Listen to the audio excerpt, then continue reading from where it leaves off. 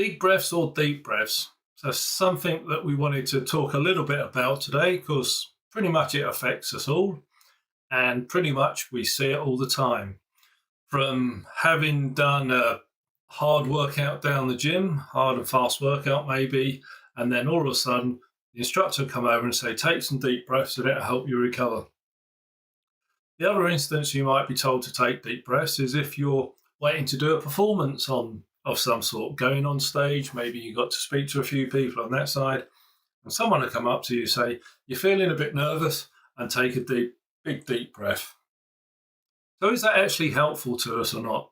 The other situation, of course, it might be that we're taking a deep breath because we want to improve some biomechanics of the body. And so this is our other discussion on this little talk today.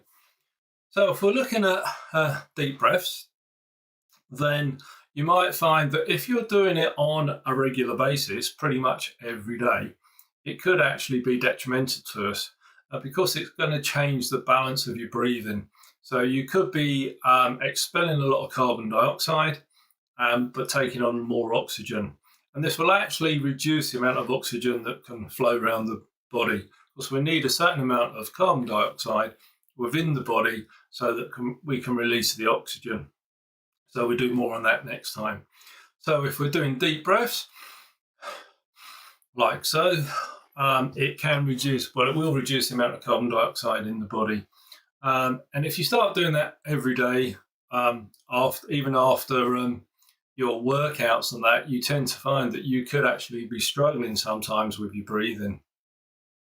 The other aspect, of course, is, like you say, being at an event, got to talk to someone, a bit nervous going on stage. We've all been there. I've been there, but it's terrifying, isn't it, when you get up in front of people sometimes and trying to talk. And what we need to do then is try and relax down. So if we're breathing in, again, deeply, we're still going to take that carbon dioxide out of the body. And you may find you're better slowing down your breathing, regulating your breathing. We usually say about 6 breaths a minute, but that might not be possible because this then goes into what we call time breathing that might be not very good for some people to achieve at the moment. But breathing slower, breathing a little bit lower down, breathing through the nose will usually help us calm down better than taking these big breaths. And why is that? Because we know that when we breathe in, right, we're going to stimulate the nervous system called the sympathetic nervous system that is going to get us all ready and up and running, which is really good. If we want to calm ourselves down, we know the out breath, going out slowly, a little bit longer maybe, is going to work the parasympathetic nervous system, which will help us actually calm down better than if we take these big, deep breaths in. Now, if we're doing a big breath or a deep breath as an exercise, this is slightly different. And you're seeing different postures, maybe Pilates, yoga. We use a lot in our breathing mechanics to help improve movement.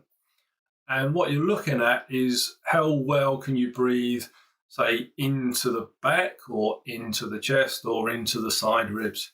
So then we might use different breathing exercises that's going to use a deep breath to try and improve, it would be a little bit of lung function, but really you're trying to get ribs to move a little bit.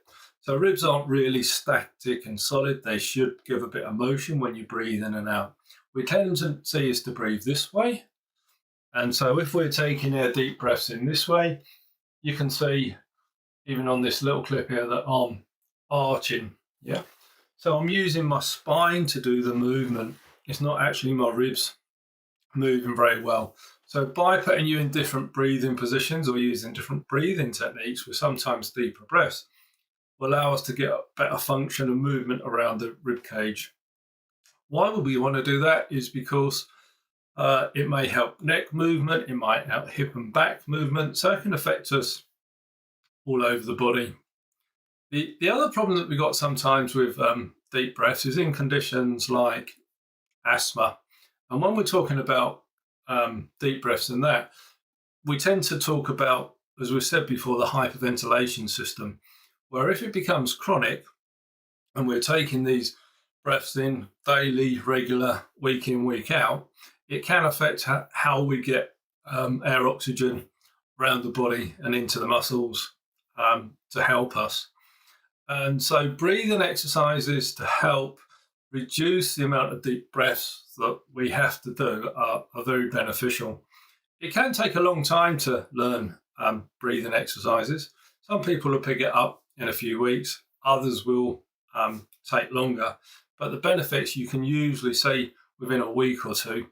And you can also see an improvement within sleep on there. So your focus and attention in the daytime can be much better. Also, you might find your performance in sports, running, can improve with some good breathing.